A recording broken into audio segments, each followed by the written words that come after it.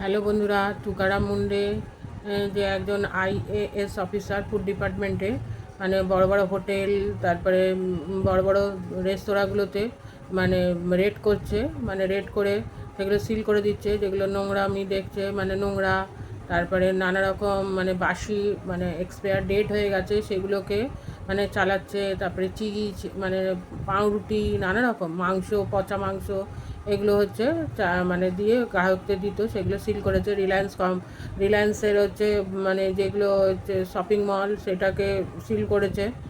Wire house seal করে দিয়েছে, বেশিরভাগ ওয়্যার হাউসগুলো সিল করছে। কতগুলো দেখেছেন বড় বড় কোম্পানি, ডাবরকে সিল করে দিয়েছে। পতঞ্জলিরও তাই অবস্থা।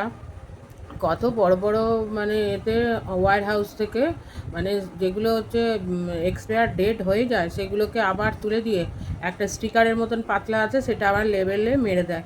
মানে ভারতবর্ষের মানে খাদ্য অবস্থার কি অবস্থা দেখুন। মানে আমরা টাকা দিয়ে জিনিস কিনছি, কিন্তু আমরা বিষ খাবারগুলো কিনছি। আমরা গ্রাহকরা জানবো কী করে, তাই না? এগুলো তো ফুড দপ্তরের এগুলো দেখা উচিত। একজন মন্ত্রী আছে, তারই তো এগুলো লক্ষ্য রাখা উচিত, মানে বড় বড় অফিসারকে পাঠানো উচিত এগুলো দেখার জন্য। এই এই ইনি যে অফিসার, এনার মতন আরও অফিসারের দরকার ফুড ডিপার্টমেন্ট, নানা রকম ডিপার্টমেন্টে। মানে আমাদের বাংলাতেও মানে এরকম রেস্তোরাঁ, বড় বড় হোটেলগুলো আছে দেখবেন, যেখানে রান্না টান্না করছে সেখানে কি নোংরা খাবার দাবার কীভাবে রেখে দেয়। মানে সামনেটা চাকচিক্য, মানে হোটেলগুলো ওরা পেছন দিকে এখানে রান্না করে, সেখানটা দেখবেন খালি নর্দমার। মানে আমাদের এখানেই একটা হোটেল আছে, সামনেটা খুব চাকচিক্য, কিন্তু পেছনটা যেখানে রান্না করে সেখানটা নোংরা, মানে খাবার দাবার সব রাখে, ড্রেন আছে, ড্রেনের ওপর এই রকম।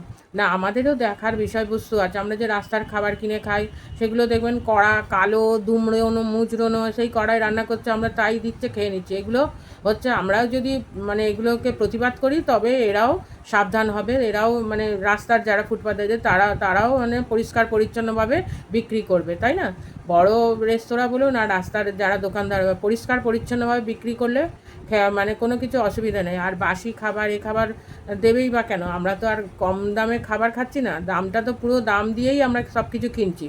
আর এই সব মানে ঘি বলুন, মানে আমুলের ঘি, আমুলের সব কিছু, ডাবরের মধু, আমরা কত দাম দিয়ে কিনি, এগুলো ভেজাল। তাহলে বলুন কী অবস্থা।